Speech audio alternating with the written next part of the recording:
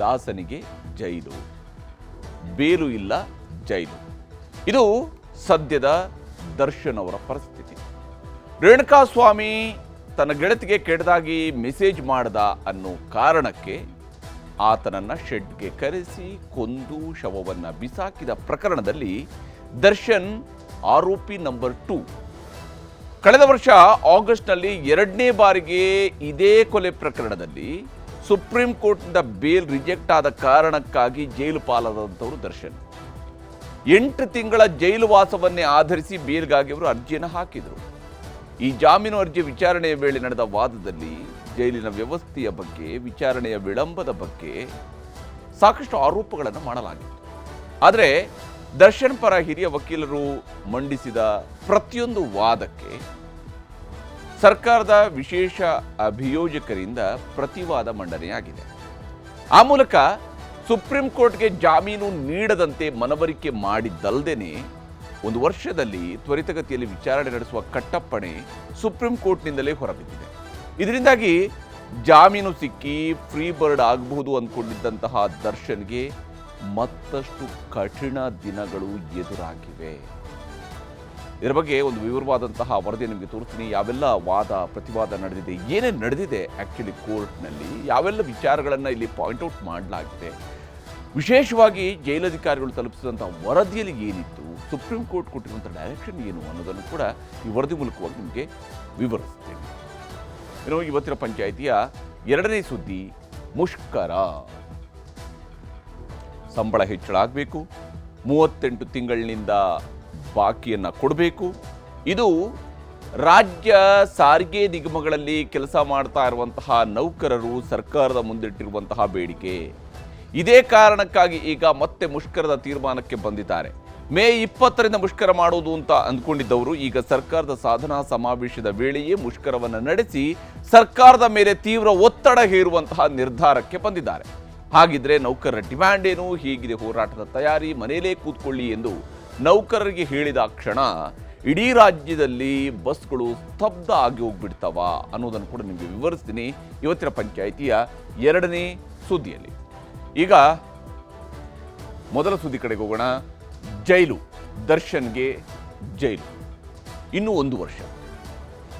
ಇವತ್ತಿಂದ ಮುಂದಿನ ವರ್ಷದ ಮೇ 15ರವರೆಗೆ ಅವರು ಬೇಲ್ಗೂ ಅರ್ಜಿ ಹಾಕುವಂಗಿಲ್ಲ, ಜಾಮೀನು ಕೇಳುವಂಗಿಲ್ಲ. ಆದರೆ ಕೆಲವು ಕಾರಣಗಳಲ್ಲಿ ಅವರು ಜಾಮೀನು ಕೇಳುವ ಅವಕಾಶ ಇರುತ್ತೆ ಅನ್ನುವಂಥದ್ದನ್ನು ಕೂಡ ನಾವಿಲ್ಲಿ ಗಮನಿಸಬೇಕಾದ್ರೆ, ಹಾಗಾದರೆ ಆ ಬಗ್ಗೆ ಕಾನೂನು ತಜ್ಞರು ಏನು ಹೇಳ್ತಿದ್ದಾರೆ, ಯಾವ ಕಾರಣಗಳಿಗಾಗಿ ಅವರು ಜಾಮೀನು ಅರ್ಜಿಯನ್ನು ಮತ್ತೊಮ್ಮೆ ಹಾಕೋದಕ್ಕೆ ಅವಕಾಶಗಳು ಬಂದು ಒದಗಬಹುದು, ಹಾಗೆಯೇ ಇವತ್ತು ಸುಪ್ರೀಂ ಕೋರ್ಟ್ ಏನೆಲ್ಲ ಹೇಳಿದೆ, ತೀರ್ಪಿನಲ್ಲಿರುವಂಥ ಅಂಶಗಳು ಏನೇನು, ವಾದ ಪ್ರತಿವಾದ ಹೇಗೆ ನಡೆದಿತ್ತು ಅದನ್ನು ವರದಿ ಅಂತ.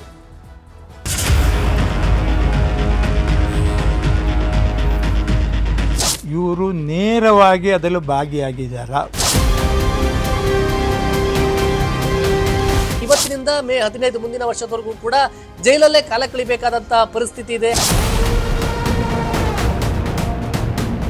ಕೇವಲ 10 ಸಾಕ್ಷಿಗಳ ವಿಚಾರಣೆ ಆಗಿದೆ. ಇನ್ನು 252 ಸಾಕ್ಷಿಗಳ ವಿಚಾರಣೆ ಬಾಕಿ ಇರೋದು. ಮಾಡಿದ್ದಾರೆ ಅಂತ ಅಪರಾಧ ಅಂತ ಸಿಕ್ಕಿದ್ರೆ ಅವರಿಗೆ ಒಂದು ಜೀವಾವಧಿ ಶಿಕ್ಷೆ ಅಥವಾ ಫಾಸಿ ಆಗ್ತದೆ.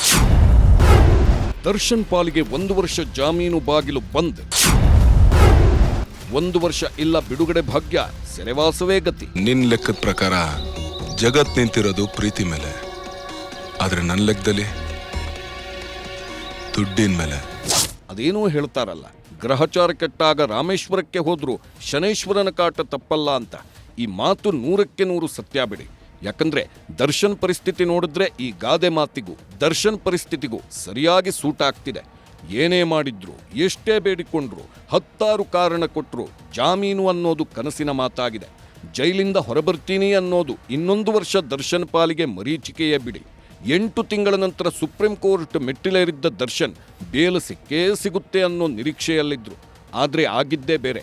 ಪಾಪಿ ಸಮುದ್ರಕ್ಕೆ ಹೋದ್ರೂ ಮೊಣಕಾಲುದ್ದ ನೀರು ಅನ್ನೋ ಹಾಗೆ ದರ್ಶನ್ ಪಾಲಿಗೆ ಅಲ್ಲೂ ನಿರಾಸೆ ಎದುರಾಗಿದೆ.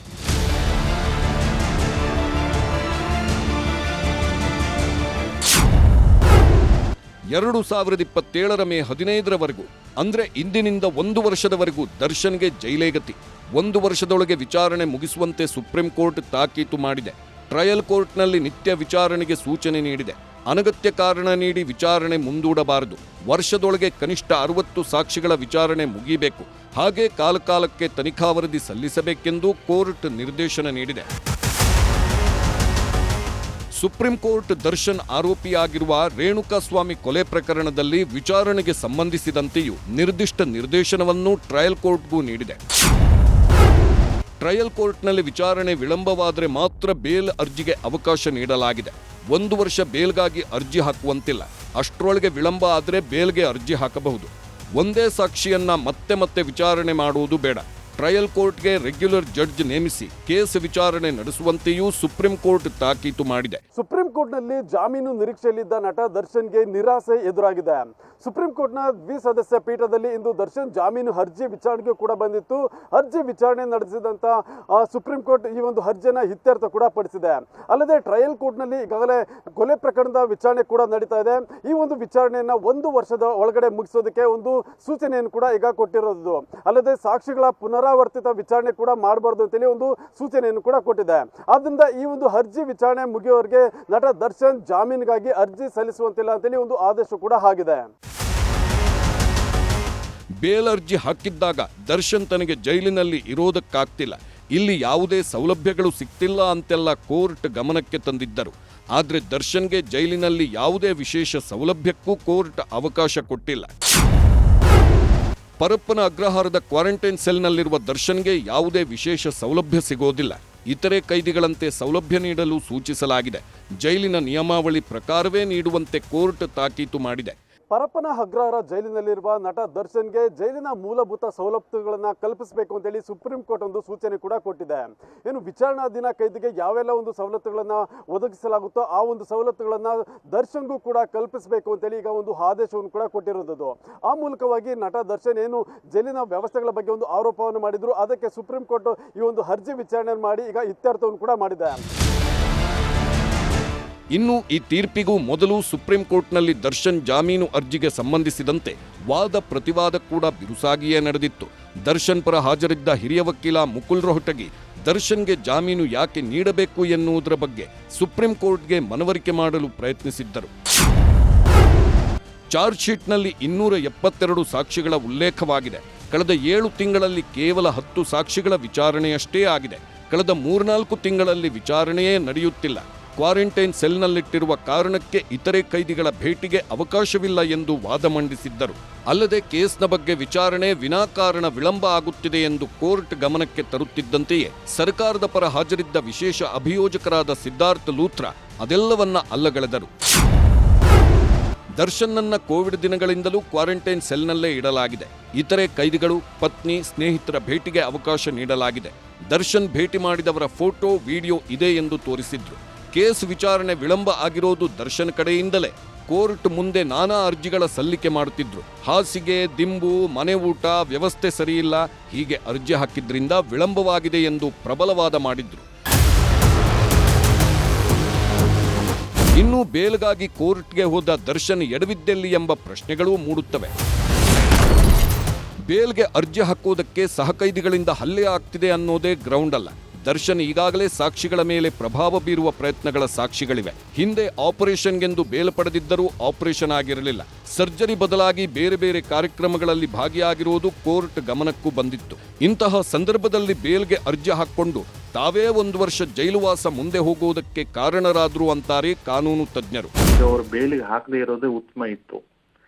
ಇನ್ನೊಂದು ಸ್ವಲ್ಪ ದಿನ ಬಿಟ್ಟು ಈಗ ಏನಾದ್ರೂ ಪ್ರಕರಣದಲ್ಲಿ ಸಾಕಷ್ಟು ವಿಳಂಬ ಆಗಿತ್ತು ಅಂತಂದ್ರೆ ಅವಾಗನೇ ಇವರು ಅರ್ಜಿ ಸಲ್ಲಿಸಬಹುದಾಗಿತ್ತು. ಅವಾಗ ಅವ್ರನ್ನ ಒಂದ್ ಸ್ವಲ್ಪ ಸಹಾನುಭೂತಿಯಿಂದ ಕೋರ್ಟ್ ಏನಾದ್ರು ಇವ್ರನ್ನ ಪರಿಗಣನೆ ತೆಗೆದುಕೊಂತಿತ್ತು ಇವ್ರ ವಿಚಾರವನ್ನ. ಈಗ ನೋಡಿ, ಈಗ 1 ವರ್ಷ ಅಂತ ಹೇಳಿದ ನಂತರ 1 ವರ್ಷದ ಒಳಗಡೆ ಇವ್ರು ಮತ್ತೊಮ್ಮೆ ಬೇಲ್ ಹಾಕೊಳಕ್ ಬರಲ್ಲ, ಬೇಲ್ ಅಪ್ಲಿಕೇಶನ್ ಕೋರ್ಟ್ ಸಲ್ಸಕ್ ಬರಲ್ಲ.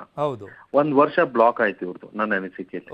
ಅದರ ಬದಲಾಗಿ ಸ್ಟ್ರಾಟಜಿಕ್ ಆಗಿ ಪ್ಲಾನ್ ಮಾಡ್ಕೊಂಡು ಅಥವಾ 1 ವರ್ಷಕ್ಕಿಂತ ಮುಂಚೆನೆ ಯಾವಾಗಾದ್ರೂ ಇವ್ರು ಬೇಲ್ ಹಾಕೊಂಡು ಪರಿಸ್ಥಿತಿ ನೋಡ್ಕೊಂಡು ಅಥವಾ ಸಾಕ್ಷಿಗಳ ಬಗ್ಗೆ ಏನು ವಿಚಾರಣೆ ಅಷ್ಟೊಂದು ತೀವ್ರಗತಿಯಲ್ಲಿ ನಡೀತಾ ಇರ್ಲಿಲ್ಲ ಅಥವಾ ಗಂಭೀರವಾಗಿ ಪ್ರಕರಣ ತನಿಖೆ ನಡೀತಾ ಇರ್ಲಿಲ್ಲ ಅಥವಾ ಅದ್ರ ಬಗ್ಗೆ ಟ್ರಯಲ್ ನಡೀತಾ ಇರ್ಲಿಲ್ಲ ಅಂತಂದ್ರೆ ಅದನ್ನೇ ಒಂದು ಆಧಾರವಾಗಿ ಇಟ್ಕೊಂಡು ಇವ್ರು ಬೇಲ್ ಅರ್ಜಿ ಹಾಕಿದ್ರೆ ಅದ್ರ ಮುಖಾಂತರ ಅವ್ರಿಗೆ ಬೇಲ್ನೂ ಸಿಗಬಹುದಿತ್ತು ಅನ್ನೋ ಅಂತ ನನ್ನ ಹಾಗಾದ್ರೆ ಇನ್ನೂ 1 ವರ್ಷ ದರ್ಶನ್ಗೆ ಅವಕಾಶವೇ ಇಲ್ವಾ ಅಂದ್ರೆ ಕೆಲವೊಂದು ಆಯ್ಕೆಗಳು ಅವರಿಗೆ ಮುಂದೆ ಸಿಗುವ ಅವಕಾಶಗಳಿವೆ ಎಂದು ಕಾನೂನು ತಜ್ಞರು ವಿವರಿಸುತ್ತಾರೆ.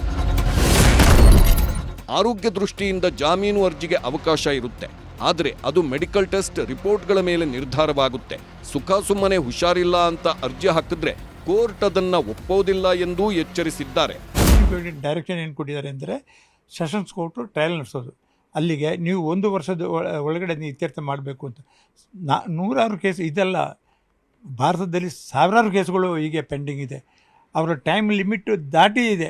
ಅದು 7 ವರ್ಷ ಶಿಕ್ಷೆ ಇದೆ, ಅವನು 9 ವರ್ಷದಲ್ಲೂ ಜೈಲಲ್ಲಿದ್ದಾನೆ. ಅವನು ಆ ರೀತಿಯಲ್ಲಿ ಮಾಡಕೂಡ್ದು. ಅವರು ಈ ಕೂನಿ ಕೇಸಲ್ಲಿ ನೇರವಾಗಿ ಭಾಗಿಯಾದಂಗೆ ಕಾಣ್ತಾ ಇಲ್ಲ ರಿಪೋರ್ಟ್ ಮೇಲೆ.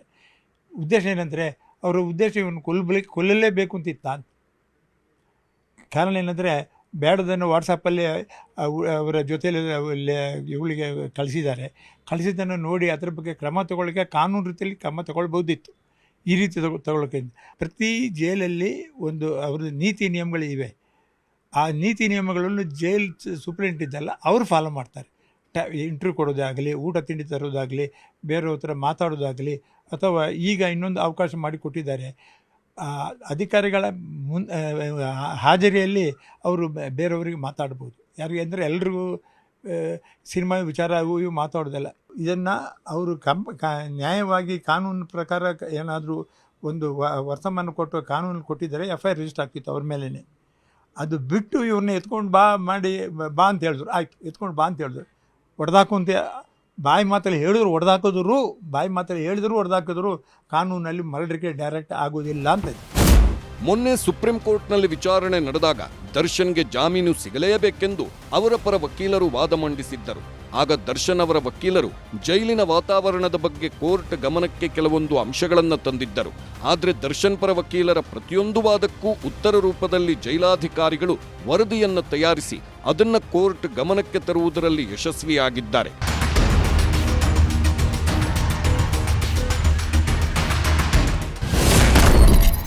ಜೈಲಿನಲ್ಲಿ ಸಹಕೈದಿಗಳು ಬೆದರಿಕೆ ಹಾಕ್ತಿದ್ದಾರೆ ಎಂಬುದು ದರ್ಶನ್ ಮಾಡಿದ್ದ ಆರೋಪವಾಗಿತ್ತು.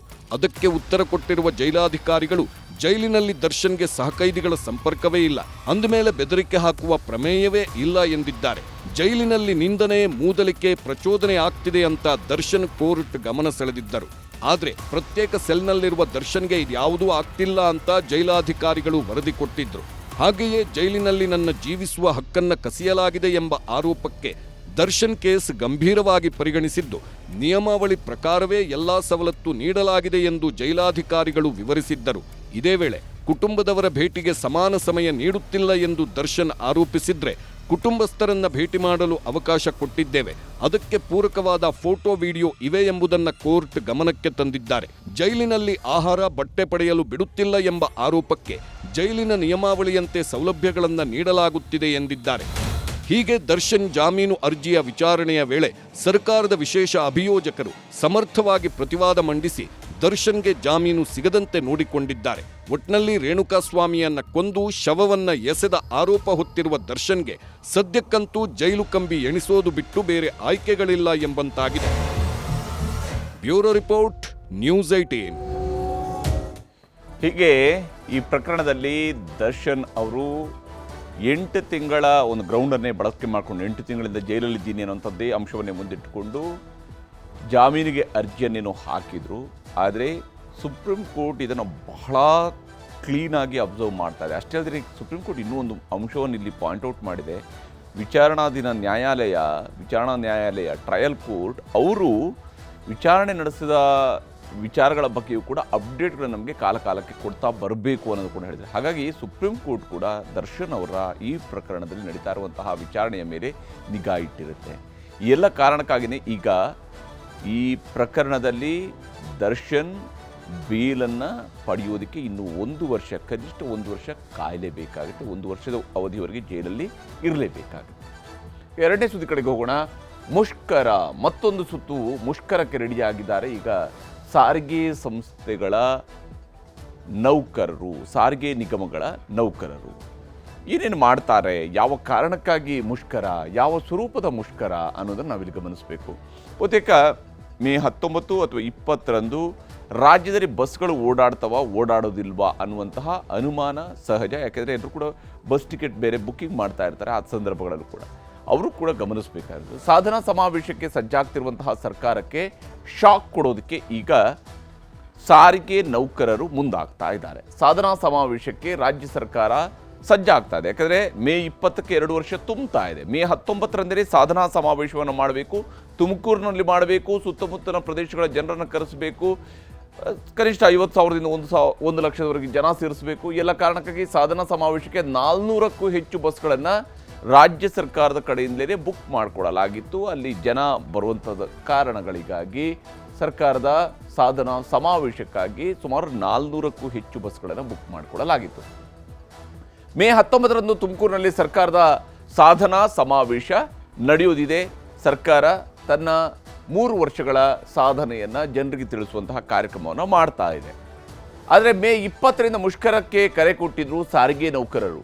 ಸಾರಿಗೆ ನೌಕರರು ಹೇಳೋ ಪ್ರಕಾರ ನಾವು ಮೇ 20ಕ್ಕೆ ನಾವು ಕರೆ ಕೊಟ್ಟಿದ್ವಿ, ಹಾಗಾಗಿ ಅದಕ್ಕೆ ಹೆದರ್ಕೊಂಡು ಇವರು ಒಂದು ದಿವಸ ಮುಂಚಿತವಾಗಿಯೇ ಸಾಧನಾ ಸಮಾವೇಶವನ್ನು ಮಾಡೋದಕ್ಕೆ ಹೊರಟಿದ್ದಾರೆ ಅಂತ ಹೇಳುವ ತೀರ್ಮಾನಕ್ಕೆ ಬಂದಿರುವ ಸಾರಿಗೆ ನೌಕರರು ಮೇ 19ರಿಂದಲೇ 20ರ ಬದಲು 19ರಿಂದಲೇ ಮುಷ್ಕರಕ್ಕೆ ಕರೆ ಕೊಟ್ಟು ಸರ್ಕಾರಕ್ಕೆ ಸೆಡ್ ಹೊಡೆಯೋದಕ್ಕೆ ಮುಂದಾಗಿದ್ದಾರೆ. ಅಂದರೆ ನಿಮ್ಮ ಕಾರ್ಯಕ್ರಮಕ್ಕೆ ನಾವು ಬಸ್ ಓಡಿಸ್ಕೊಂಡು ಬರಲ್ಲ, ನೀವು ನಡೆಸುವ ಸಾಧನಾ ಸಮಾವೇಶಕ್ಕೆ ನಾವು ಬಸ್ಗಳ ಡ್ರೈವರ್ಗಳಾಗಿ ನಾವಲ್ಲಿ ಬರೋದಿಲ್ಲ, ಕಂಡಕ್ಟರ್ಗಳಾಗಿ ಅಲ್ಲಿಗೆ ಬರೋದಿಲ್ಲ ಅನ್ನುವ ತೀರ್ಮಾನಕ್ಕೆ ಬಂದಿದ್ದಾರೆ. ಆ ಮೂಲಕ ಸಾರಿಗೆ ನೌಕರರು ಸರ್ಕಾರದ ಸಾಧನಾ ಸಮಾವೇಶಕ್ಕೆ ಟಕ್ಕರ್ ಕೊಡುವಂಥ ಪ್ರಯತ್ನವನ್ನು ಮಾಡಿದ್ದಾರೆ.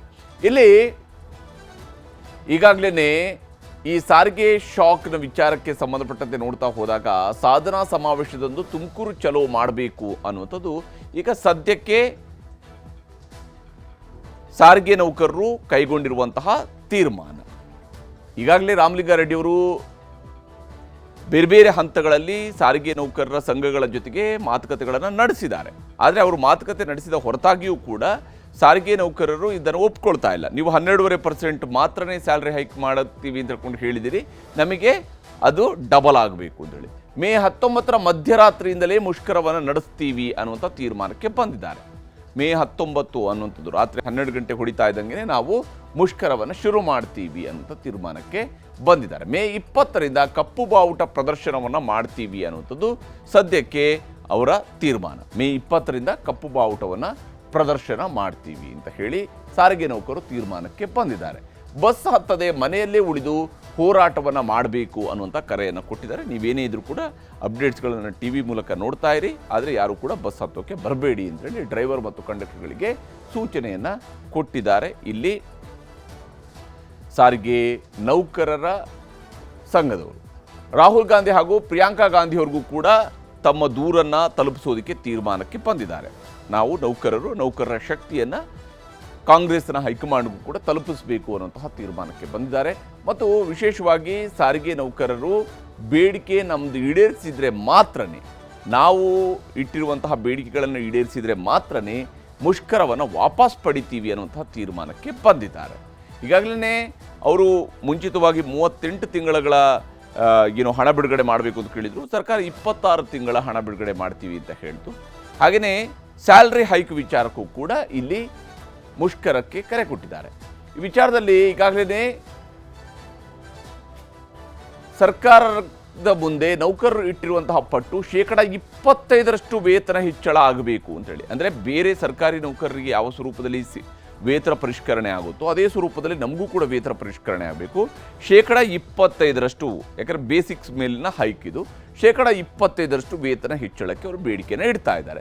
ಆದರೆ ಸರ್ಕಾರ ಈಗಾಗಲೇ ನಿರ್ಧಾರವನ್ನು ಪ್ರಕಟಿಸಿದೆ, ನಿಮಗೆ 12.5% ವೇತನವನ್ನು ಹೆಚ್ಚಳ ಮಾಡ್ತೀವಿ ಅನ್ನುವಂತಹ ತೀರ್ಮಾನಕ್ಕೆ ರಾಜ್ಯ ಸರ್ಕಾರ ಬಂದಿದೆ. ರಾಜ್ಯ ಸರ್ಕಾರ ಅದನ್ನು ಘೋಷಣೆ ಕೂಡ ಮಾಡಿದೆ. 12.5% ವೇತನ ಪರಿಷ್ಕರಣೆಯನ್ನು ಮಾಡ್ತೀವಿ ಅಂತ ಹೇಳ್ಕೊಂಡು ಸರ್ಕಾರ ಹೇಳಿದೆ. ಆದರೆ ಅದನ್ನು ಅವರು ಒಪ್ಕೊಳ್ತಾ ಇಲ್ಲ. ಜನವರಿ 24ರಿಂದ ಅಂದರೆ 2024ರ ಜನವರಿ ತಿಂಗಳಿನಿಂದಲೇ ಕೌಂಟ್ ಆಗುವಂಗೆ ನಮಗೆ ಅರಿಯರ್ಸ್ ಬರಬೇಕು. ಈ 25% ಹೆಚ್ಚಳ ಮಾಡಿರ್ತಕ್ಕಂತಹ ಸ್ಯಾಲರಿ ಮಾಡ್ರಿ, ನಮಗೆ ಜನವರಿ 2024ರಿಂದಲೇ ಅನ್ವಯ ಆಗುವಂತೆ ಜಾರಿಗೊಳ್ಳಬೇಕು ಅನ್ನೋದು ಸಾರಿಗೆ ನೌಕರರು ಕೇಳ್ತಾ ಇದ್ದಾರೆ. ಆದರೆ ಏಪ್ರಿಲ್ 1, 2025ರಿಂದ ಅದನ್ನು ಜಾರಿಗೊಳಿಸ್ತೀವಿ ಅಂತೇಳಿ ಸರ್ಕಾರ ಹೇಳ್ತಿದೆ. ಅಂದರೆ ನಾವು 26 ತಿಂಗಳದ್ದು ಕೊಡ್ತೀವಿ ಅಂತೇಳಿ ಸರ್ಕಾರ ಹೇಳ್ತಿದೆ. ಇಲ್ಲ, ನೀವು 38 ತಿಂಗಳದ್ದು, ಇನ್ನೂ 1 ವರ್ಷದ್ದು ಸೇರಿಸಿ ನಮಗೆ ಕೊಡಬೇಕು ಅಂತೇಳಿ ಅವರು ಕೇಳ್ತಾರೆ. 38 ತಿಂಗಳದ್ದು ಕೊಡಬೇಕು ಅನ್ನೋಂತಹ ಡಿಮ್ಯಾಂಡನ್ನು ಇಟ್ಟಿದ್ದಾರೆ. ಇನ್ನು 38 ತಿಂಗಳ ಹಿಂಬಾಕಿ ವೇತನವನ್ನು ಕೊಡಬೇಕು ಅಂತ ಹೇಳಿ ಸಾರಿಗೆ ನೌಕರರು, ಹಾಗೂ 26 ತಿಂಗಳ ಬಾಕಿ ಹಣ ಪಾವತಿ ಪ್ರಕ್ರಿಯೆ ಶುರು ಆಗಬೇಕು ಅಂತ ಹೇಳಿ ಪ್ರಕ್ರಿಯೆಗಳನ್ನು ಶುರು ಮಾಡ್ತೀವಿ ಅಂತೇಳಿ ಸರ್ಕಾರದವರು. ಇದು 38 ತಿಂಗಳು ಅಲ್ಲಿಂದ ಹಿಂದಿನ ಅವಧಿಯದ್ದು. ಅಂದರೆ 2025ಕ್ಕಿಂತ ಹಿಂದಿನ ಅವಧಿಯನ್ನು ನಾವು 26 ತಿಂಗಳು ಅಂತೇಳಿ ಸರ್ಕಾರ ಹೇಳ್ತಾ ಇದೆ. ಇವರು 38 ತಿಂಗಳ ಅವಧಿಯದ್ದನ್ನು ಕೇಳ್ತಾ ಇದ್ದಾರೆ. ಭಾಳಷ್ಟು ವರ್ಷಗಳಿಂದ ಬಾಕಿ ಇರತಕ್ಕಂತಹ ಡಿಮ್ಯಾಂಡ್ ಆಗಿದೆ. 12.5% ಸ್ಯಾಲ್ರಿ ನೀವು ರಿವೈಸ್ ಮಾಡಿದರೆ, ವೇತನ ಪರಿಷ್ಕರಣೆ ಮಾಡಿದರೆ ಅದು ನಮಗೆ ಸಾಕಾಗೋದಿಲ್ಲ ಅನ್ನುವಂಥದ್ದು ಈಗಾಗಲೇ ಸಾರಿಗೆ ನೌಕರರು ಹೇಳ್ತಾ ಇರುವಂಥದ್ದು. ಆದರೆ ರಾಜ್ಯ ಸರ್ಕಾರ ಅದಕ್ಕೆ ಸಂಬಂಧಪಟ್ಟಂತೆ ಲೆಕ್ಕವನ್ನು ಕೊಡ್ತಾ ಇದೆ.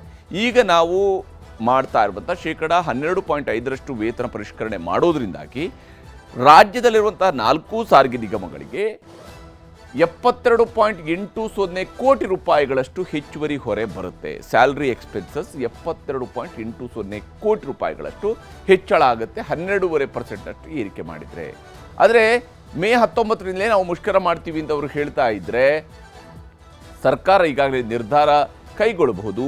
ಎಸ್ಮಾವನ್ನು ಜಾರಿಗೊಳಿಸಬೇಕಾಗತ್ತೆ ಅಂತೇಳಿ ಎಸ್ಮಾ ಜಾರಿಗೊಳಿಸಿ ಆ ಮೂಲಕ ಯಾರೂ ಕೂಡ ಮುಷ್ಕರದಲ್ಲಿ ಭಾಗಿಯಾಗುವ ಹಾಗೆ ಇಲ್ಲ ಅನ್ನುವಂಥದ್ದನ್ನು, ಕಾನೂನು ಅಸ್ತ್ರವನ್ನು ಪ್ರಯೋಗ ಮಾಡಬಹುದು. ಈ ವಿಚಾರದಲ್ಲಿ ಸಾರಿಗೆ ನೌಕರರ ಮುಖಂಡ ಆಗಿರುವಂತಹ ವಿಜಯ ಭಾಸ್ಕರ್ ಅವರು ಮಾತನಾಡಿದರೆ ತೋರಿಸ್ತಾರೆ.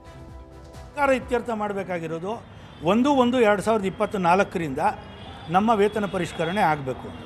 ಅವರು ಇವಾಗ ಏನು ಘೋಷಣೆ ಮಾಡಿದ್ದಾರೆ 12.5%, ಇದನ್ನು ಒಪ್ಪಲ್ಲ. ನಮ್ಮ ಜೊತೆ ಚರ್ಚೆ ಮಾಡಿ ಅದನ್ನು ನಾವು 25 ಅಂತ ಕೇಳಿದ್ದೀವಿ.